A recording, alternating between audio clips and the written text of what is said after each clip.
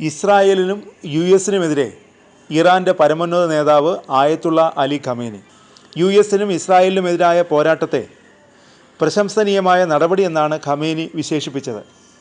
ഇസ്രായേലിനെ US-ൻ്റെ ചരടിൽ കെട്ടിയ നായ എന്നാണ് വിളിച്ചത്. ഇറാൻ സർക്കാരിനെ അട്ടിമറിക്കാനുള്ള ശ്രമമാണ് ഇസ്രായേലും US-ഉം ചേർന്ന് നടത്തിയതെന്നും ഖമേനി ആരോപിച്ചു. കമാൻഡർമാരെയും സിവിലിയന്മാരെയും ശാസ്ത്രജ്ഞരെയും കൊലപ്പെടുത്തിയ ആക്രമണത്തിലൂടെ ഭരണം അട്ടിമറിക്കുകയായിരുന്നു ഇസ്രായേലിൻ്റെയും US-ൻ്റെയും ലക്ഷ്യമെന്നും ഖമേനി തുറന്നടിച്ചു. ഇറാനിൽ കലാപം സൃഷ്ടിക്കാനുള്ള പദ്ധതിയും തയ്യാറാക്കിയിരുന്നതായി ഖമേനി ആരോപിക്കുന്നു. ജൂണിൽ ഇസ്രായേൽ നടത്തിയ ആക്രമണങ്ങളിൽ 1000-ലധികം പേർ കൊല്ലപ്പെട്ടതായി ഇറാൻ അവകാശപ്പെടുന്നു. ഇസ്രായേലിൽ ഇറാൻ നടത്തിയ മിസൈൽ ഡ്രോൺ ആക്രമണങ്ങളിൽ 28 പേർ കൊല്ലപ്പെട്ടെന്നാണ് ഇറാൻ പറയുന്നത്. 12 ദിവസം നീണ്ട കനത്ത ആക്രമണത്തിനൊടുവിലാണ് ഇറാനും ഇസ്രായേലും തമ്മിലുള്ള യുദ്ധം വെടിനിർത്തലിലെത്തിയത്. യുദ്ധത്തിൽ US കൂടി ചേർന്നത് കാര്യങ്ങൾ വഷളാക്കുകയും ചെയ്തു. വെടിനിർത്തൽ കാലത്തും വാക്പോരുമായി രാജ്യങ്ങൾ മുന്നോട്ട് പോകുന്നുണ്ട്. കൊടുങ്കാറ്റിന് മുമ്പുള്ള ശാന്തതയാണോ എന്ന ആശങ്ക പങ്കുവയ്ക്കുന്നവരുമുണ്ട്. അതിനിടയിൽ ഇറാൻ സൈനിക ശക്തി വർദ്ധിപ്പിക്കുന്നതായി റിപ്പോർട്ടുകൾ വരുന്നു. $46 ബില്യൺ പ്രതിരോധ ബജറ്റിന് ഇറാൻ പാർലമെൻറ്റ് അംഗീകാരം നൽകിയിരിക്കുന്നു.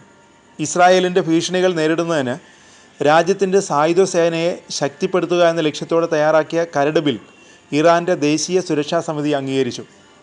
120 നിയമനിർമ്മാതാക്കളുടെ പിന്തുണയോടെയാണ് ഈ ബിൽ അവതരിപ്പിച്ചത്. പ്രതിരോധ രംഗത്ത് വൻ മാറ്റമാണ് ബില്ലിൽ ലക്ഷ്യമിടുന്നത്. ഇതിനായി വിപുലമായ സൈനിക തയ്യാറെടുപ്പും ധനസഹായവും പ്രതിരോധ മേഖലയ്ക്കായി ബില്ലിൽ വ്യവസ്ഥ ചെയ്യുന്നുണ്ട്. പ്രധാന സൈനിക നേതാക്കളും പ്രതിരോധ ഉദ്യോഗസ്ഥരും ചർച്ചകളിൽ പങ്കെടുത്തു. കഴിഞ്ഞ വർഷം ഇറാൻ പ്രതിരോധ ബജറ്റിൽ 200% വർധനവ് പ്രഖ്യാപിച്ചിരുന്നു. പിന്നാലെയാണ് പ്രതിരോധ മേഖലയിൽ വൻ കുതിച്ചുചാട്ടം ലക്ഷ്യമിട്ടുള്ള ബിൽ തയ്യാറാക്കിയിരിക്കുന്നത്. ഇത് അടുത്ത വർഷത്തെ സൈനിക ചെലവ് $46 ബില്യൺ ഉയർത്തിയിട്ടുണ്ട്. സൈനിസ്റ്റ് ഭരണകൂടത്തിൻ്റെ കുറ്റകൃത്യങ്ങൾക്കും ആക്രമണങ്ങൾക്കും മറുപടിയായി രാജ്യത്തിൻ്റെ സായുധ സേനയെ ശക്തിപ്പെടുത്താൻ ലക്ഷ്യമിട്ടുള്ള കരട് ബില്ലിൻ്റെ രൂപരേഖ ഇറാൻ പാർലമെൻറ്റിൻ്റെ ദേശീയ സുരക്ഷാ വിദേശ നയ കമ്മീഷൻ അംഗീകരിച്ചു.